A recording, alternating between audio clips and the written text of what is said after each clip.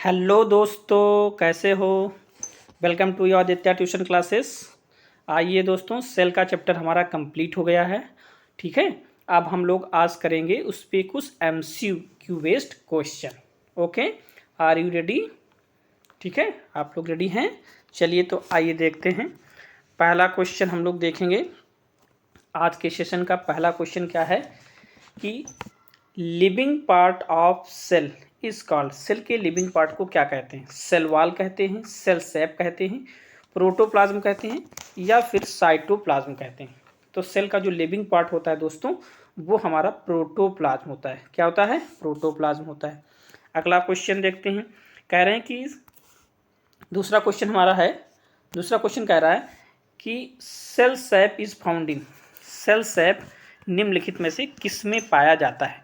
Nucleus में, chloroplast में, या वैक्यूल में, या फिर गोल्गी बॉडीज में। तो सेल सैप किस में पाया जाता है दोस्त? तो सेल सैप पाया जाता है हमारा वैक्यूल्स में पाया जाता है। किस में पाया जाता है? वैक्यूल में। C is the right answer. Okay, next चलते हैं। नेक्स्ट क्वेश्चन नंबर है हमारा थर्ड। थर्ड क्या कह रहा है? An important barrier between the protoplasm and outer environment is an animal cell. कह रहे हैं कि जो प्रोटोप्लाज्म होता है, प्रोटोप्लाज्म का जो बाहरी जो बैरियर है, ठीक है, आउटर इन्वायरमेंट से, वो कौन इसको अलग करता है? तो जैसे देखिए दोस्त, ये हमारा हो गया क्या, ये सेल हो गई, ठीक है, और ये इसके अंदर ये यहाँ पे न्यूक्लियस हो गया। इसमें आपका होता है ये प्रोटोप्लाज्म। क्या है? प्रोटोप्लाज्म। तो कह रहे हैं कि प्रोटोप्लाज्म के बीच, और ये हमारा आउटर इन्वायरमेंट हो गया। क्या हो गया? ये आउटर इन्वायरमेंट। कह रहे हैं कि प्रोटोप्लाज्म और आउटर इन्वायरमेंट के बीच में जो बैरियर का काम करता है वो क्या है, ये इसको पूछ रहा है। तो ये हमारी क्या है दोस्त? Plasma membrane. क्या है? Plasma membrane. ओके, तो इसका करेक्ट आंसर क्या हो जाएगा? सही, बी सही हो जाएगा। चलिए अगला क्वेश्चन देखते हैं। क्वेश्चन नंबर है 4। 4 क्या कह रहा है कि organelle connected with protein synthesis. कह रहे हैं कि कौन सी ऑर्गेनेली जो है वो प्रोटीन सिंथेसिस से रिलेटेड है। तो क्लोरोप्लास्ट है, राइबोसोम है, पायरिनोइड है, या फिर आपका माइटोकॉन्ड्रिया है। तो इसका करेक्ट आंसर हो जाएगा दोस्त बी। बी बोले तो राइबोसोम हो जाएगा। राइबोसोम को protein factory of the cell कहते हैं। ठीक है, यही प्रोटीन सिंथेसिस से रिलेटेड है। और आपको हमने बताया था कि क्या, कि ये न्यूक्लियस है, और इस न्यूक्लियस के बाहर ही लगा होता है क्या, ये होता है एंडोप्लाज्मिक रेटिकुलम। एंडोप्लाज्मिक रेटिकुलम, और इस एंडोप्लाज्मिक रेटिकुलम के ऊपर ही क्या लगे होते हैं? राइबोसोम। क्या लगे होते हैं? राइबोसोम होते हैं। तो जिस पे राइबोसोम लगे होते हैं उसको रफ एंडोप्लाज्मिक रेटिकुलम होते हैं, और जिस पे राइबोसोम नहीं लगा होता है उसको स्मूथ एंडोप्लाज्मिक रेटिकुलम कहते हैं। तो जो आपका रफ एंडोप्लाज्मिक रेटिकुलम है, इसी पे राइबोसोम पाए जाते हैं दोस्त, और यही राइबोसोम क्या करते हैं? प्रोटीन सिंथेसिस में हेल्प करते हैं। Okay, do you understand? Next question आइए देखते हैं। नेक्स्ट क्वेश्चन हमारा है क्वेश्चन नंबर 5। कह रहा है कि plant cell wall mainly consist of. Plant cell किसकी बनी होती है? स्टार्च की बनी होती है, प्रोटीन की बनी होती है, या फिर सेलुलोज की बनी होती है, या फिर नन ऑफ दिस। तो प्लांट की सेल वॉल किसकी बनी होती है दोस्त? तो प्लांट की सेल वॉल हमने बताया था वो बनी होती है मेनली किसकी? सेलुलोज की बनी होती है। ओके, लेकिन यहीं पे यदि फंजाई का पूछ लिया जाए तो फंजाई का हमने बताया था पढ़ाते इसमें, फंजाई की बनी होती है काइटिन की। किसकी? काइटिन की होती है। किसकी? काइटिन की होती है। और बैक्टीरिया की हमने बताया था वो होती है पेप्टाइडोग्लाइकान की होती है। ओके, आइए नेक्स्ट क्वेश्चन देखते हैं। Question number 6। क्वेश्चन नंबर 6 क्या कह रहा है? The term biology was coined by. Biology term किसने दिया था? कौन पूछा जा रहा है कि जो बायोलॉजी टर्म किसने दिया था? Aristotle, Lamarck and Treviranus, Purkinje, या फिर हक्सले। तो term biology was coined by Lamarck and Treviranus. किसने दिया था? लैमार्क एंड ट्रीवेरेनस ने जो है बायोलॉजी टर्म दिया था। क्वेश्चन नंबर 7, आइए 7 देखते हैं। क्वेश्चन नंबर 7 क्या कह रहा है? Which of the following is the smallest cell. कहने के इसमें से सबसे छोटी कोशिका किसकी है? तो सबसे छोटी कोशिका किसकी? वायरस की है, एसिटाबुलेरिया, पीपीएलओ जिसको माइकोप्लाज्मा बोलते हैं, या फिर क्लेमाइडोमोनास। तो स्मॉलेस्ट सेल क्या होगा दोस्त? पीपीएलओ। पीपीएलओ इसी को माइकोप्लाज्मा कहते हैं, और इसी को जोकर ऑफ द माइक्रोबायोलॉजी कहते हैं। ओके, सबसे छोटी इसकी होती है। और लार्जेस्ट सेल हमने बताया था किसकी होती है? Egg of ostrich. ऑस्ट्रिच के एग की सबसे बड़ी कोशिका होती है। अगला क्वेश्चन देखते हैं। क्वेश्चन नंबर 8 क्या कह रहा है भैया, आइए 8 को देख लेते हैं। The term cell was introduced by, ठीक है, कह रहा है कि सेल को सबसे पहले किसने इंट्रोड्यूस किया था, रॉबर्ट हुके ने, डार्विन ने, रॉबर्ट ब्राउन ने, या फिर अल्फ्रेड बैलेस ने। तो आइए, तो इसका करेक्ट आंसर क्या हो जाएगा दोस्त, रॉबर्ट हुके ने। किसने, रॉबर्ट हुके ने। इन्होंने डेड सेल में खोज की थी, किसमें, डेड सेल की खोज की थी 1665 में। कब की थी, 1665 में की थी रॉबर्ट हुके ने। और यहीं पे यदि पूछा जाए लिविंग सेल की खोज किसने की थी, सबसे पहले उसके बारे में किसने बताया था, तो वो एंटोनी वॉन लीवेनहॉक है, ठीक है। और ये रॉबर्ट ब्राउन है, इन्होंने न्यूक्लियस की खोज की थी। चलिए आगे देख लेते हैं अगला क्वेश्चन क्या भैया। अगला क्वेश्चन 9 नंबर है। 9 नंबर क्वेश्चन क्या कह रहा है कि cell theory was given by, cell theory किसने दिया था, मेटचेनकॉफ, बी कह रहा है August Weismann, C Sutton and Boveri, D है स्लाइडेन एंड स्वान। तो इसका करेक्ट आंसर क्या हो जाएगा, स्लाइडेन एंड स्वान हो जाएगा, ठीक है, स्लाइडेन एंड स्वान। यहीं पे जब फाइनल टेस्ट थ्योरी पूछा जाएगा, यदि फाइनल टेस्ट थ्योरी पूछता है तो उसका दोस्त हो जाएगा आंसर रुडोल्फ विरकाउ। यहीं पे जो ये अगस्त बीजमान है, इन्होंने जर्मप्लाज्म थ्योरी दी थी, और जो सेप्टन एंड बोवेरी हैं, इन्होंने क्या दिया था, chromosomal theory of inheritance. Okay, चलिए अगला क्वेश्चन देखते हैं। अगला क्वेश्चन नंबर हमारा 10 है।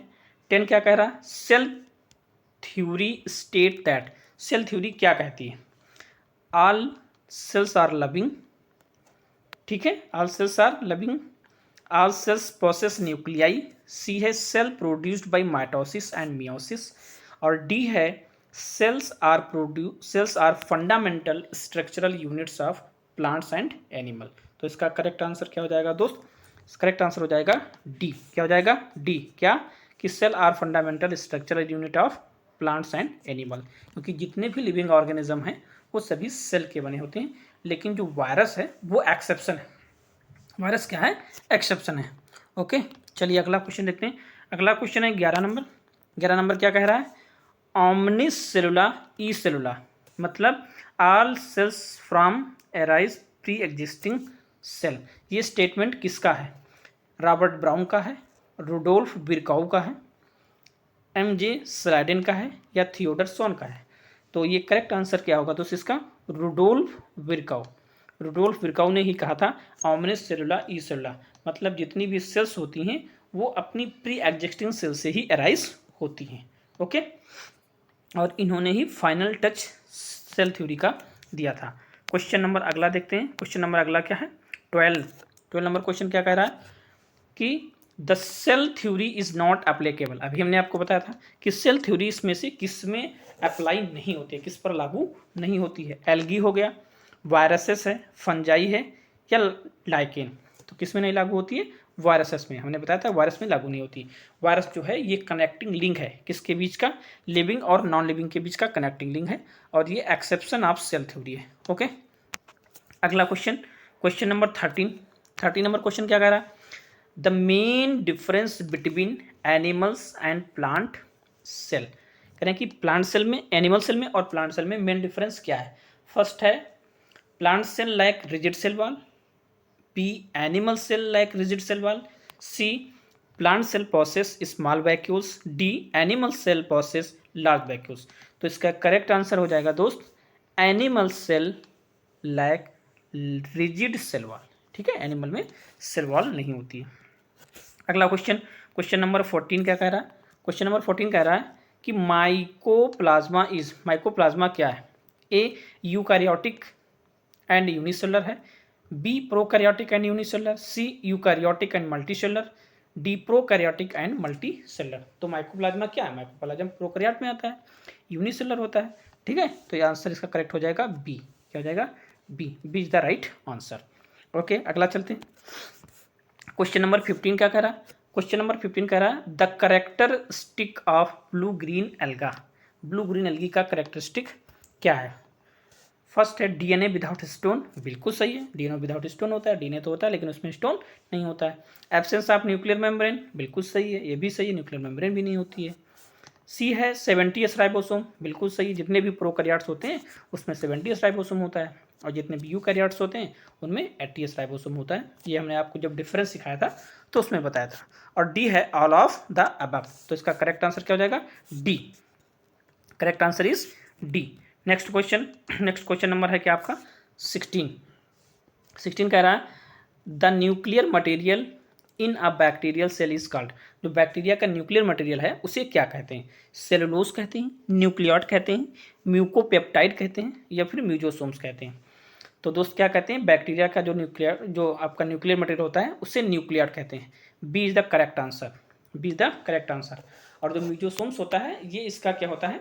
ये माइटोकॉन्ड्रिया के एनालॉगस ऑर्गन होता है। जैसे हम लोग यूकैरियोटिक सेल्स में म्यूजोसोम माइटोकॉन्ड्रिया होता है, उसी तरीके से बैक्टीरिया में म्यूजोसोम्स होता है जो रेस्पिरेशन में हेल्प करता है। अगला क्वेश्चन देखते हैं, क्वेश्चन नंबर 17 क्या कह रहा है? In prokaryotic cells a prokaryotic cells में होता है, क्या होता है? Internal compartments are absent, ribosomes are 70s, nucleus is absent, all of the above. तो इसका राइट आंसर डी हो जाएगा। क्या हो जाएगा? D, all of the above. Question number 18 कह रहे हैं कि प्लांट सेल में बी विदाउट, प्लांट सेल में क्या नहीं होता है? प्लांट सेल में भी विदाउट, ये प्लांट होगा, जो प्लांट लिखा है दोस्त ये क्या होगा? प्लांट होगा। प्लास्टिड नहीं होता है, वैक्यूल्स नहीं होती है, सेंट्रियोल नहीं होता है, या फिर सेल वॉल नहीं होता है। तो हम लोग सभी जानते हैं कि जो प्लांट सेल होती है वो विदाउट सेंट्रियोल होती है। C is the right answer, C is the right answer. आगे चलते हैं दोस्त, 19 देखते हैं। 19 क्या कह रहा है? Which cell organelle is present in both prokaryotic and eukaryotic cell. कौन सी ऑर्गेनेली है जो दोनों में प्रेजेंट होती है? मतलब प्रोकैरियोट में भी होती है और यूकैरियोट में भी होती है। एंडोप्लाज्मिक रेटिकुलम होती है, राइबोसोम होता है, न्यूक्लियस होता है, या फिर माइटोकॉन्ड्रिया होता है। तो इसका राइट आंसर हो जाएगा क्या? राइबोसोम। और राइबोसोम दोनों में कॉमन होता है।